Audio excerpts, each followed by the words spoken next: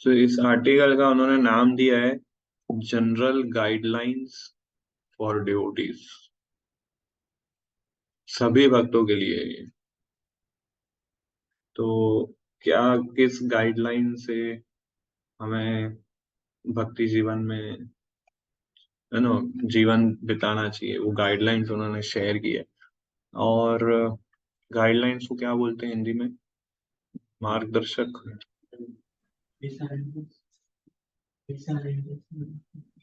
Okay, तो ये है।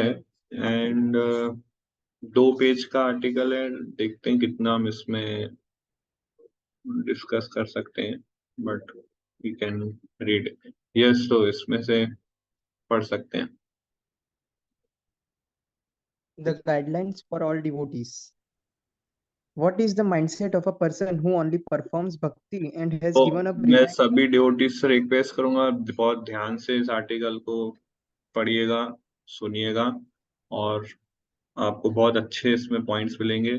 एक्टिव लिसनिंग करना पड़ेगा तो ही आप इस आर्टिकल को समझ पाएंगे, नहीं तो सिर्फ वीडियो ऑफ करके आप सिर्फ ऐसे ही बैठे रहेंगे और कुछ समझ में नहीं आएगा। प्रेजेंस ऑफ माइंड चाहिए ये। ठीक है, okay. What is the mindset of a person who only performs bhakti and has given up relying on any other type of spiritual practice? We find the answer in a famous verse from the Srimad Bhagavatam 10.14.8, which Srila Prabhupada highlighted as the guideline for all devotees. My dear Lord, one who earnestly waits for you to bestow your causeless mercy upon them, all the while patiently suffering the reaction of their past misdeeds and offering your respectful obeisances with their heart, words, and body, is surely eligible for liberation, for it has become their rightful claim. This statement made by Brahma provides us with important principles on how to manage your own life in Krishna consciousness while still being here in the material world and dealing with Maya, the illusionary potency of the Lord.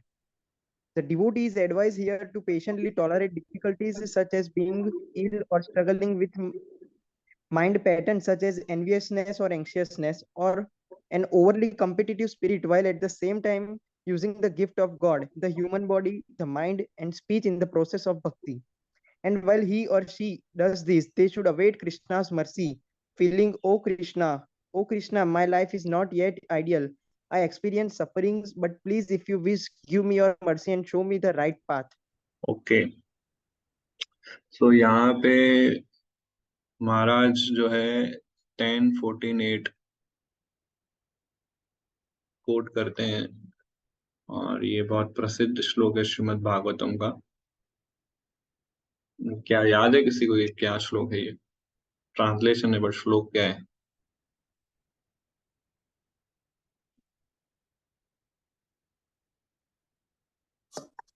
तत्ते अनुकंपा सुसमीक्षमानो। Right. तो अभी हम वो श्लोक देखते हैं, exact original भी।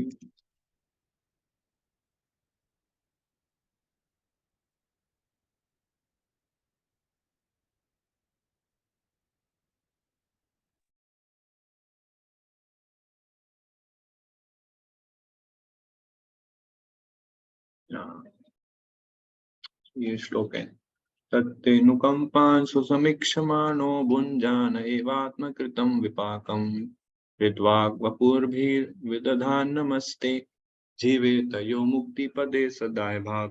सो ये जो श्लोक है, ब्रह्मा जी प्रेयर कर रहे हैं। कब प्रे किया है उन्होंने? जब उन्होंने भगवान के फ्रेंड्स को और गायों को चुरा लिया था, तो उनको रियलाइज हुआ कि उनसे मिस्टेक हो गई है, और फिर रेक्टिफाई करने के लिए ब्रह्मा जी प्रे करते हैं कृष्णा को। उसमें से एक प्रेयर ये बोलते हैं। सो इसमें ये पैराग्राफ पढ़िए please. A sincere devotee earnestly desires to go back to Lord's abode. Therefore, he willingly accepts the Lord's merciful punishment and continues offering respect and obeisances to the Lord with his heart, words, and body. Such a bona fide servant of the Lord, considering all hardship a small price to pay for gaining the personal association of the Lord, certainly becomes a legitimate son of God, as indicated here by the words Daya Bhak.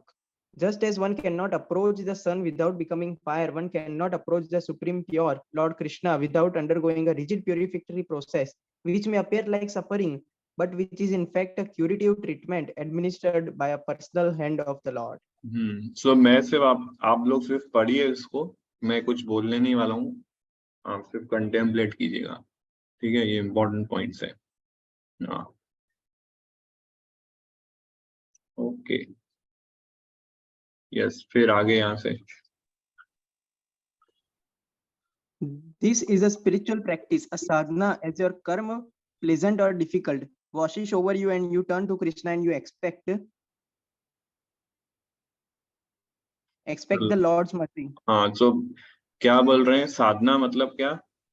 साधना मतलब कि जो हमारे कर्मा है उसको accept करना, मतलब स्वीकारना उन कर्मा को, और फिर भगवान से प्रार्थना करना, और ये समझना ये जो कर्मा है भगवान की कृपा है।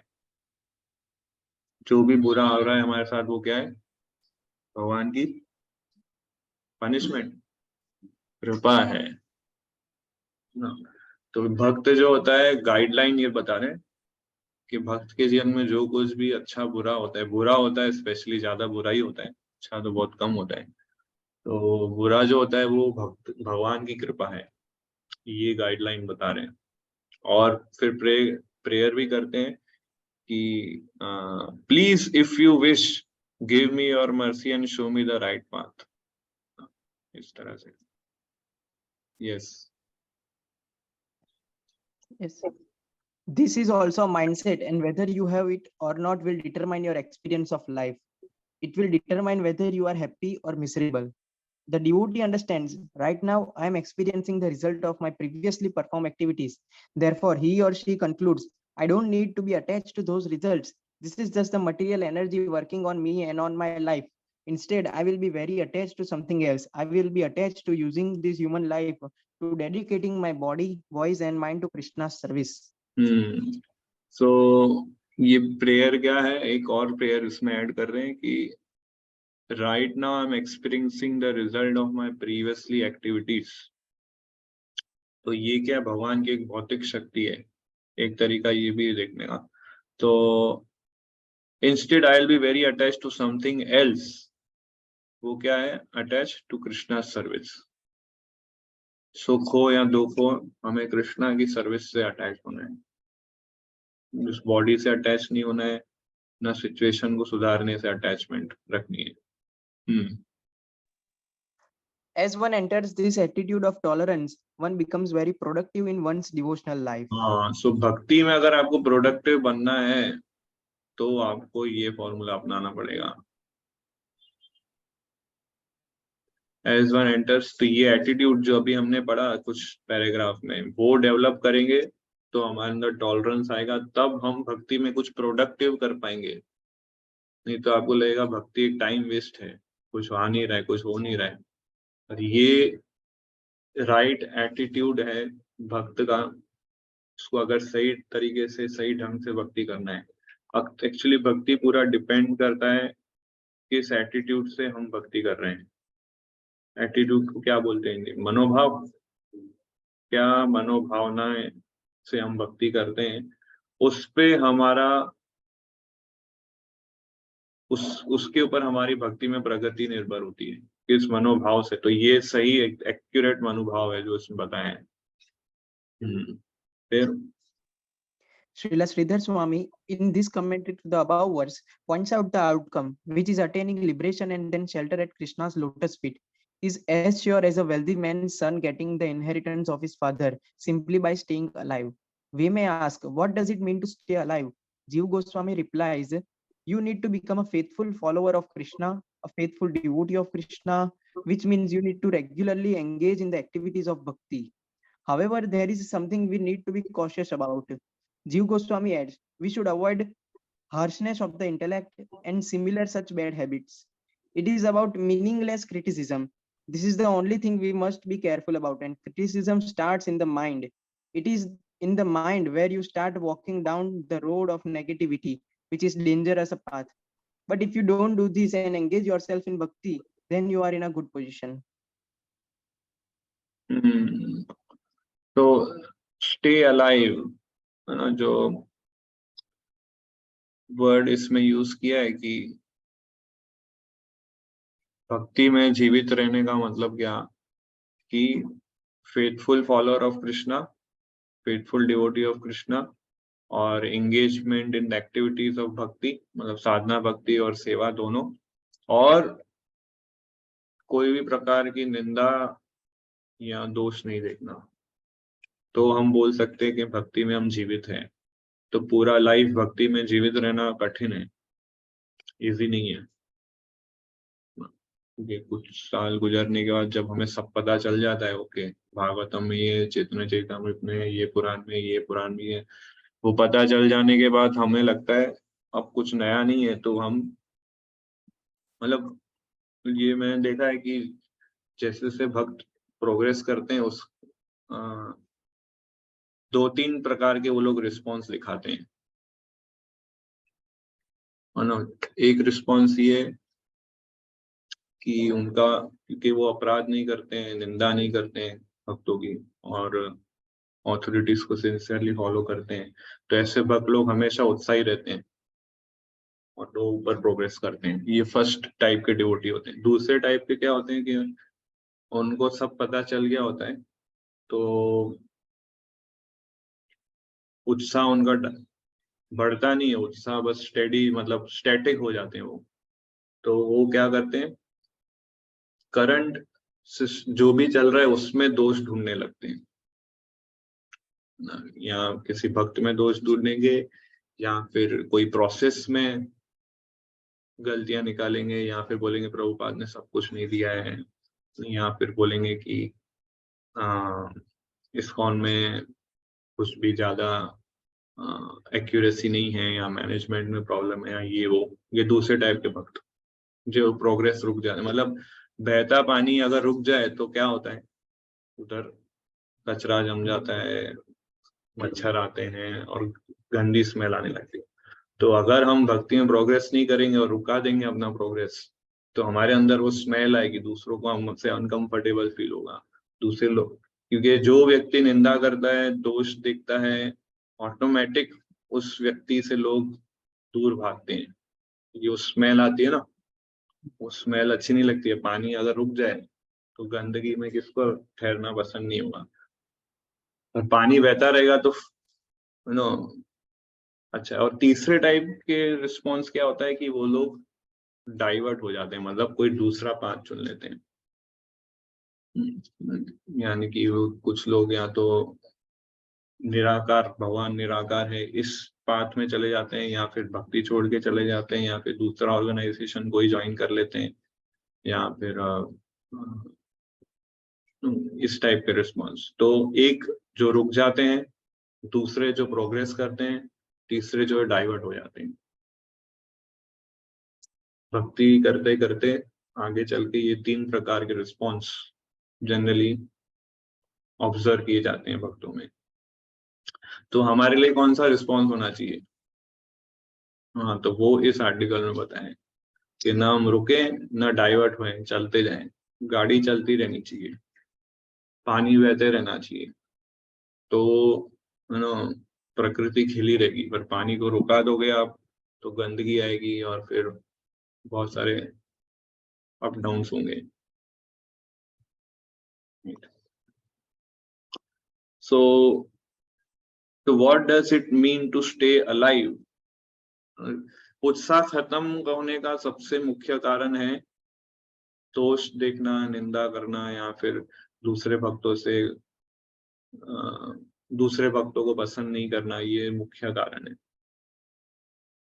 और यू नो स्पेशली उन भक्त के लिए सबसे बड़ा चैलेंज होता है जो इस्कॉन के अंदर मैनेजमेंट करते हैं, क्योंकि उनको तो फॉल्ट ही देखना पड़ता है डिवोटी के अंदर, नहीं तो मैनेजमेंट कैसे सुधारेंगे। तो अगर किसी को फटाफट, मतलब किसी को जल्दी प्योरीफाई होके भगवत धाम जाना हो, उसको इस्कॉन में मैनेजमेंट में डाल दो, एकदम वो धुल जाएगा एकदम।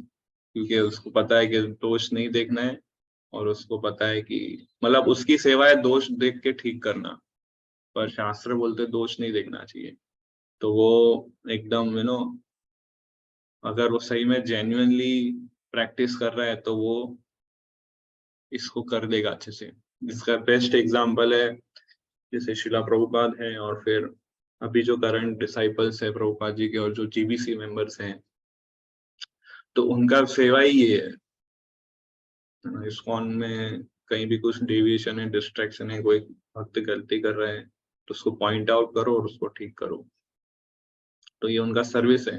तो क्योंकि ऑथोरिटी ने उनको ये सर्विस दी है, प्रभुपाद जी ने उनको ये सर्विस दी है, इसलिए वो उनको अपराध नहीं लगेगा। पर अगर वो सही मनोभावना से ये सेवा नहीं करेंगे तो बहुत रिस्क पे।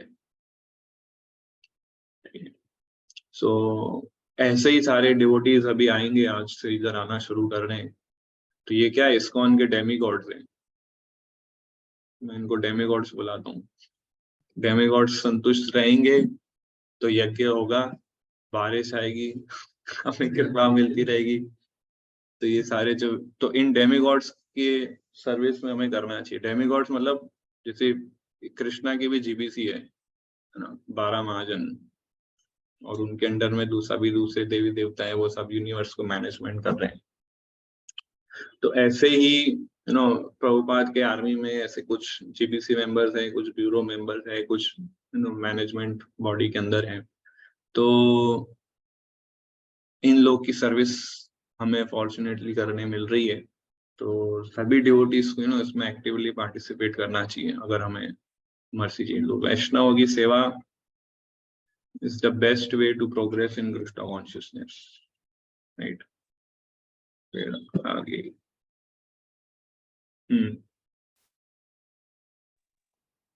Yes, प्रभु अभी दिख नहीं रहा।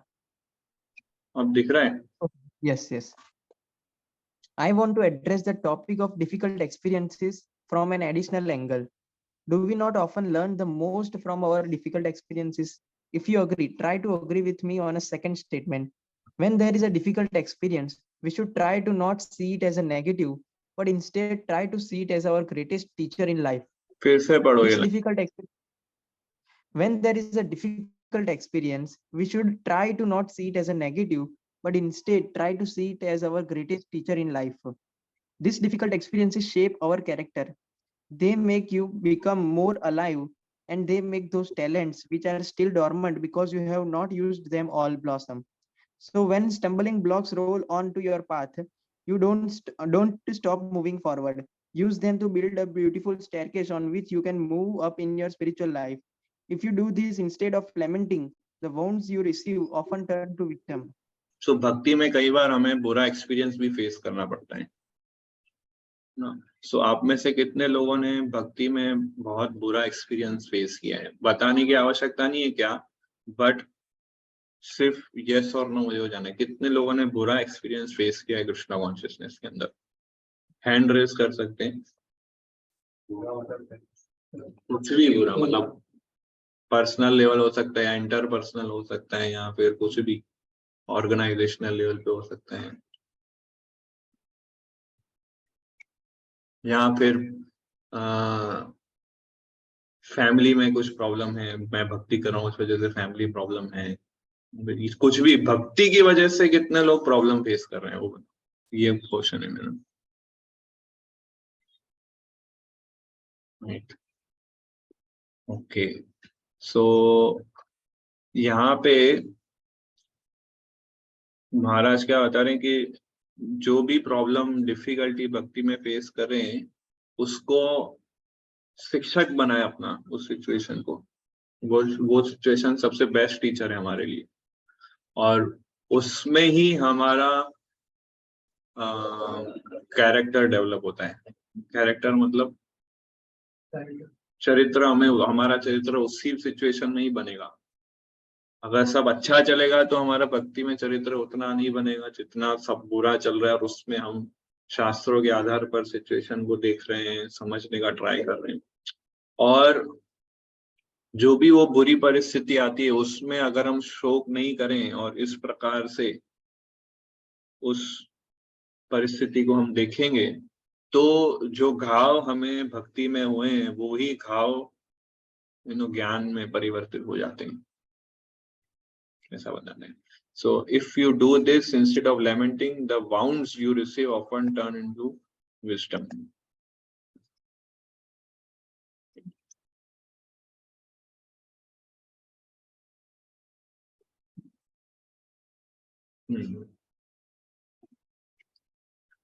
बोल रहे हैं अगर कोई आपत्ति आपके भक्ति मार्ग को रोक देती है तो आप मत रुक जाओ, उस आपत्ति को एक सीढ़ी बनाओ और वो सीढ़ी को यूज करके आगे प्रोग्रेस करो, ऐसा बोलते हैं. ये करने से हम रॉन्ग सिचुएशन में बड़े बड़े लेसन सीखेंगे. राइट सिचुएशन में हम अच्छे लेसन नहीं सीख सकते, बट डिफिकल्ट और रॉन्ग सिचुएशन में हम अच्छे लेसन सीख सकते हैं. शिक्षा है तभी सीख पाएंगे हम. फिर From yet another angle, I want to say, be patient. There are things in our life we just can't figure out in our current state. The author Rainer Maria Rilke has expressed this point so nicely. Be patient towards all that is unsolved in your heart and try to love the questions themselves, like locked rooms and like books that are now written in a very foreign tongue. Do not now seek the answers which cannot be given you because you would not be able to leave them. And the point is to leave everything, leave the questions now. Perhaps you will then gradually, without noticing it, leave along some distant day into the answer. So wrong परिस्थिति आए तो answer का expectation मत रखो कि ऐसा क्यों हुआ. हम क्वेश्चन ही पूछते हैं कि ऐसा क्यों हुआ, ऐसा क्यों हुआ, ऐसा क्यों हुआ, ऐसा क्यों हुआ. आंसर ढूंढने हम प्रयास करते हैं. तो यहाँ पे ये बोल रहे हैं कि बी पेशेंट और वो सारे प्रश्नों से प्रेम करो जिसका आंसर तो आपको नहीं मिल रहा है. ऐसा से प्रेम करोगे तो आपको धीरे धीरे रिवेल होगा आंसर. कुछ भी हमारे साथ रॉन्ग सिचुएशन आती है तो हम सॉल्यूशन या आंसर ढूंढते हैं. तो महाराज इसमें बोल रहे हैं कि बी पेशेंट. ये एक दूसरा एंगल है उस सिचुएशन को देखने का. पहला एंगल उन्होंने बताया कि टॉलरेंस, दूसरा एंगल बताया कि उसमें से कुछ शिक्षाएं लो, तीसरा एंगल बता रहे हैं कि उसमें से पेशेंट रहो, be patient. Do not seek the answer which cannot be given you because you won't be able to live with them. मतलब कृष्ण आपको वो आंसर नहीं देंगे क्योंकि आप अभी उस आंसर को डाइजेस्ट नहीं कर पाओगे. हर रॉन्ग सिचुएशन का आंसर हमें नहीं मिलेगा क्योंकि आंसर आप डाइजेस्ट नहीं कर पाओगे. पर जब आपको आंसर पता चलेगा तब आपको सबसे पहले ये रियलाइज होगा कि मैं तैयार नहीं हूँ इस पॉइंट को अपने जीवन में उतारने के लिए. तो सबसे पहले अप्रिसिएशन डेवलप होगा कि यस कि कितना सही सॉल्यूशन ही है, पर मैं अभी क्वालिफाइड नहीं हूँ उसकी. अप्रिसिएशन करने के बाद, उस पर मेडिटेट करने के बाद फिर हम धीरे धीरे उस आंसर को अपने जीवन में उतारते हैं. तो जनरली वो आंसर भागवतम से मिलता है या फिर भक्तों के संग से मिलता है. Yes, It is the questions that are important. तो Actually, question the higher important है, आंसर इम्पोर्टेंट नहीं है. ठीक है, महाराज क्या बोल रहे हैं, जो परिस्थिति हमारे सामने है वो इम्पोर्टेंट है, परिस्थिति का सॉल्यूशन इम्पोर्टेंट नहीं है. क्योंकि शिक्षा हमको उस परिस्थिति से मिलेगी, सॉल्व होके हमें नहीं मिलेगा learning. Actually, the higher order solution to all questions is no individual plan for yourself, not focusing on what you like and what you dislike, but instead surrendering fully. But which of us is always ready to do this? It is a real level of higher faith and purification of the heart. So naturally, there are these locked rooms in our life. The key to opening these locked rooms, these unresolved questions in your life is be patient.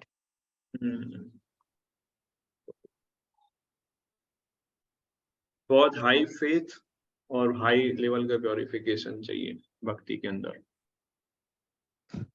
कोई individual plan नहीं बनाना और ना ये focus करना कि मुझे क्या अच्छा लगता है, मुझे क्या अच्छा नहीं लगता, बट कृष्णा की अरेंजमेंट को एक्सेप्ट करना और अकॉर्डिंगली हमें एडजस्ट हो जाना. सो ये इसके लिए बहुत पेशेंस चाहिए, इसके लिए बहुत सारा विजडम चाहिए ये पॉइंट को अप्लाई करने के लिए, जिसको हो सकता है कई लोगों ने अभी तक, हम इस स्टेज पे अभी तक हम टच नहीं हुए हैं, बट ये स्टेज आएगा आपके जीवन में। वे कृष्णा आपको भगवत धाम बुलाना चाहते हैं, इसलिए अगर नहीं आया है तो बहुत बधाई हो उसके लिए अभी तैयारी हो रही है, और आ गया है या आने वाला है तो भी ये अच्छा है। तो अगर आपके लाइफ में ये नहीं आया है तो फिर ये मत सोचिए कि नहीं आएगा। सुनना अच्छा लगता है सबको ये वो सब, बट यू नो ये फेस हर वक्त को फेस करना होता है, अगर उसको भगवत धाम जाना है और अगर कृष्णा की उसको कृपा चाहिए तो। अब फिर क्या सोचते हैं जब ऐसी रॉन्ग सिचुएशन है तो क्या सोचना चाहिए, फिर आगे बताते हैं। Understand, this situation has come to me because of my karma.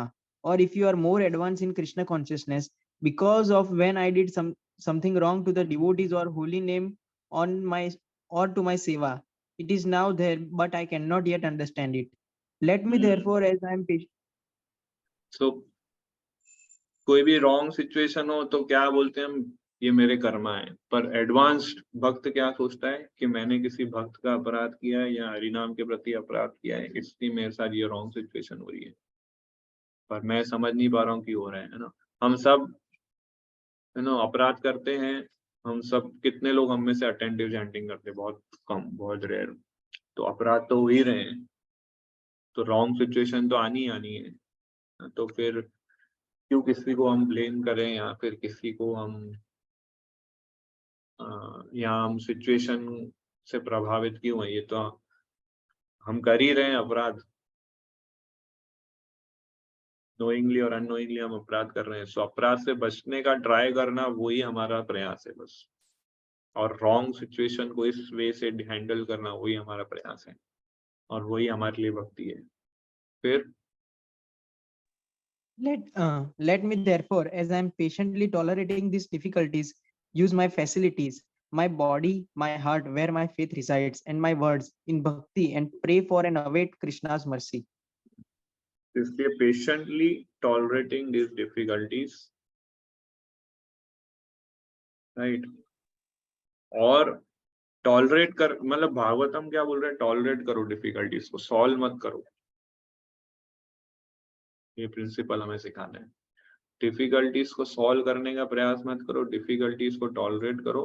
पर टॉलरेट करने के लिए हमें नॉलेज और एसोसिएशन चाहिए, नहीं तो आप टॉलरेट नहीं कर पाओगे, आपको लगेगा ये एकदम इम्प्रैक्टिकल फिलोसॉफी, क्या है ये।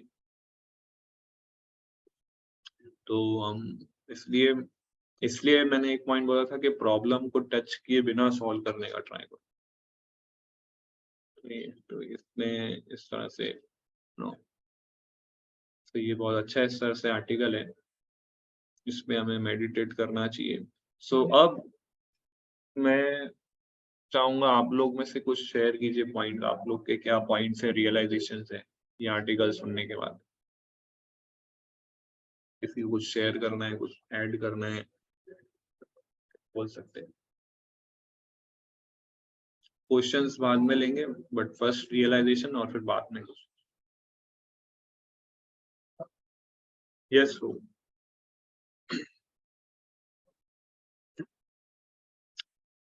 अनम्यूट आपको करना पड़ेगा।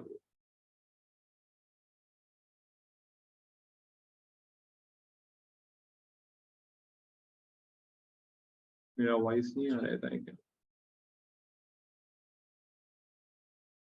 Yes, anyone?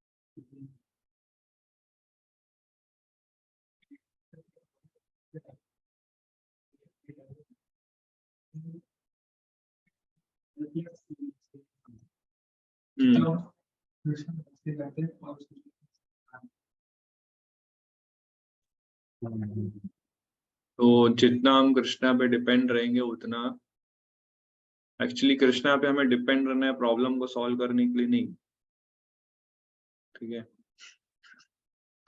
हम भी ये थॉट आ जाता है कृष्णा पे डिपेंड रहते हैं तो प्रॉब्लम, तो कृष्णा पे डिपेंड रहना है प्रॉब्लम को सॉल्व करने के लिए नहीं, वो हमें डिपेंड रहना है, वो हमारा ओरिजिनल कॉन्स्टिट्यूशनल पोजीशन है एक्चुअली। तो उस वे से हमें कॉन्शियसनेस डेवलप करनी है। यस शुभम प्रभु। हरे कृष्णा। हरे कृष्ण। तो एक पॉइंट था इसमें regarding difficult experiences. Regarding difficult experiences, so we shouldn't succumb to difficult situations and experiences, and instead हमें उसको use करना चाहिए, try to see positive in it and use that to build to progress instead of just going down. So this way ये difficult experiences जो है वो हमारे लिए greatest teacher का काम करेंगे and ultimately उससे हमारा character develop होगा, जो हमें भक्ति में प्रोग्रेस करने में हेल्प करेंगे। उसी में फिर जो लास्ट इस तरह जो वूंड्स हैं वो विजडम में कन्वर्ट होते हैं, हम कृष्णा को और इजीली सरेंडर कर पाएंगे और फेथ डेवलप कर पाएंगे। सो हमारे वाउंड्स जब तक विजडम में कन्वर्ट नहीं होंगे तब तक हम सरेंडर नहीं हो पाएंगे, ठीक है। चाहे वो मटेरियल वाउंड्स हो या स्पिरिचुअल वाउंड्स हो, उसको विजडम में कन्वर्ट करना है, और वो विजडम में कन्वर्ट जितना जल्दी होंगे उतना ज्यादा आप अच्छे से सरेंडर हो पाओगे। मतलब एक बार जब आप वो सिचुएशन को क्रॉस कर लोगे तभी भी आपको अच्छे लेसन्स मिलेंगे, अच्छा इसलिए मैं ये सिचुएशन में था, इसलिए ये हुआ। मतलब कृष्णा सिचुएशन को चेंज नहीं करते हैं, उसके मल्टीपल रीजंस हैं। एक रीजन है कि हमें टॉलरेंस सिखाना चाहते हैं, दूसरा रीजन है हमें पेशेंस बनाना चाहते हैं, तीसरा कृष्णा सिचुएशन को चेंज नहीं करते हैं पर सिचुएशन को यूज करके हमको चेंज करते हैं, ठीक है। इस तरह से टॉलरेंस रहो, पेशेंट रहो, ग्रेटफुल रहो। सो ये उनका एक वे है डील करने का। यस ओमकार प्रभु। हरे कृष्णा प्रभु जी। हरे कृष्ण। प्रभु जी डिफिकल्ट सिचुएशन के अंदर मैंने काफी बार ऐसा एक्सपीरियंस किया है कि अगर हम अपनी साधना मेंटेन रखते हैं तो हम उस सिचुएशन को पहले तो टॉलरेट भी कर पाते हैं, और कृष्णा हमको मतलब वो आइडियाज भी कभी कभी ऐसे मिलते हैं कि कैसे हम इस सिचुएशन के साथ डील करें और कैसे उससे बाहर निकले। और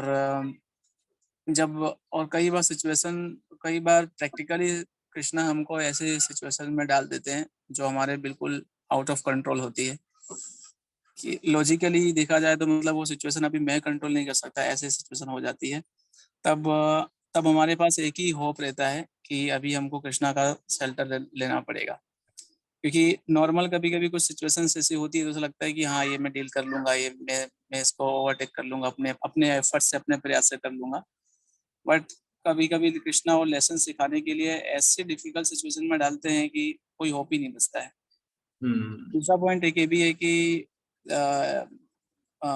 कई बार अगर हम भक्ति को प्रायोरिटी में रख के अगर कुछ रिस्क लेते हैं, चाहे कुछ फाइनेंशियल डिसीजन हो, ऐसा कुछ अगर हम लेते हैं तो कृष्णा बाद में उसको हमारे लिए बैलेंस भी कर देते हैं। कई बार मैंने ये भी एक्सपीरियंस किया है इस तरह से। बट अगेन सॉल्यूशन को एक्सपेक्ट करके हमें सरेंडर नहीं होना है, ये हमारा कंडीशनिंग है कि सरेंडर होएंगे तो कृष्णा हमारी हेल्प करके और फाइनेंशियल ठीक करेंगे या ये ठीक करेंगे। Without any expectation we should surrender, क्योंकि वो हमारा normal original natural constitutional position है। साधना को सेंटर में रख के जब हम ये करते हैं तो तब की बात कर रहा हूँ मैं कि साधना को सेंटर में रख के ऐसे डिसीजन लेना चाहिए। Yes yes. और फिर कृष्णा को हेल्प करना हो तो करेंगे, नहीं हेल्प करना हो तो हमें ग्रजेस नहीं रखने। हेल्प नहीं हुआ, इतना मैंने किया, हो गया। कृष्णा को हेल्प नहीं करनी है। कृष्णा को ऐसा लगता है कि हेल्प नहीं करके इसमें भक्ति का एडवांसमेंट होगा इसका, तो सुप्रीम इंडिपेंडेंट है वो, उनकी वो हमको ऐसा प्रोग्रेस करना चाहते हैं, मैं हेल्प नहीं करूंगा तो आपका प्रोग्रेस हो गया, जाओ हो गया आपका। आपको किससे मतलब है? सॉल्यूशन से मतलब है कि भक्ति में प्रोग्रेस से मतलब है? बस। तो इसलिए एक ही एक्सपेक्टेशन रखो, भक्ति में प्रोग्रेस करना है, ये पॉइंट है। यस अभिषेक। हरे कृष्णा प्रभु जी, मुझे एक पॉइंट जो टॉलरेंस वाला है उसमें ऐड करना था कि जैसे भगवत गीता में कृष्ण जी जैसे बोलते हैं, जैसे सुख दुख आते हैं और जैसे जो सर्दी गर्मी आती है, तो उस तरीके से हमको कोई भी डिफिकल्ट परिस्थिति आती है, प्रॉब्लम्स आती है, तो हमको उस तरीके से टॉलरेट करना चाहिए कि ये परमानेंट नहीं रहेगी, मतलब आएगी और चली जाएगी, मतलब परमानेंट नहीं रहेगी। तो ये पॉइंट हाँ, ऐड करना। सो डिफिकल्टीज जो प्रॉब्लम है वो भी टेम्पररी है, ठीक है। तो ये एक अच्छा समाचार लाए हैं अभिषेक प्रभु, टेम्पररी है सभी, सब कुछ इधर समस्याएं भी टेम्पररी है, पर क्या है, टेम्पररी है वो अच्छी बात है, पर दूसरी रेडी है। गर्मी के बाद ठंडी आने वाला है, ठंडी के बाद फिर बारिश, और जो भी सीजनल साइकिल चलता रहेगा ये। सो सुबह शाम दिन रात ठंडी गर्मी आते रहते हैं कुछ, तो जो अच्छी परिस्थिति है, सुख है, वो भी टेम्पररी है। सो अल्टीमेटली अगर इधर सब कुछ टेम्पररी है तो क्यों सीरियसली लें इस वर्ल्ड को इतना, ये पॉइंट है। सुख आ रहा है तो क्यों इतना सीरियसली उसको एंजॉय करें, दुख आ रहा है तो क्यों इतना सीरियसली उसको लें, टेम्पररी है ना सब। सो ये मेडिटेट करना चाहिए इस पे। दुख आ रहा है तो खुशी मनाना चाहिए कि टेम्पररी है, सुख आ रहा है तो दुख होना चाहिए कि अरे टेम्पररी है। सो अल्टीमेटली जो परमानेंट है उसी पे फोकस करो। परमानेंट क्या है? हरि नाम। परमानेंट इटर्नल क्या है? श्रीमद् भागवतम। इटर्नल क्या है? कृष्ण कॉन्शियसनेस। उसी पे एक्सक्लूसिव फोकस होना चाहिए हमारा। बाकी एग्जाम्स आएंगे, एग्जाम्स चले जाएंगे, फाइनेंशियल प्रॉब्लम आएगी वो चले जाएगी, बीमारी आएगी वो चले जाएगी, है ना। प्रॉब्लम्स इस तरह से आएंगे जाएंगे, उसको सीरियसली नहीं लेना, क्योंकि हर एक चीज टेम्पररी है, हर प्रॉब्लम टेम्पररी है। यस मित्र पृथु। हरे कृष्णा प्रभु। सो अभी जैसे आर्टिकल में लिखा था कि लॉक्ड रूम्स, मतलब रीजंस वो लॉक्ड रूम का वो एक है कि हम फुल्ली सरेंडर्ड नहीं है, राइट। तो फिर उन्होंने वो सॉल्यूशन में बताया था कि not to plan for our self, but हम वही चीज करते हैं कि हम अपने प्लान्स बनाते हैं कि कैसे हम प्रोग्रेस करेंगे भक्ति में। मुझे ये लगता है कि मैं ऐसे करूंगा या फिर मैं यहाँ पे रहूंगा तो मैं प्रोग्रेस करूंगा भक्ति में, लेकिन हम ये भूल जाते हैं कि कृष्णा हमसे ज्यादा जानते हैं, और कृष्णा हमें हमसे वो कृष्णा जानते हैं कि हमारा प्रोग्रेस कौन सी परिस्थिति में होगा। लेकिन हम जब ये भूल जाते हैं और फिर हम डिससेटिस्फाइड हो जाते हैं या फिर गलती निकालते हैं प्रोसेस में, या फिर सिचुएशन को ब्लेम करने में लग जाते हैं।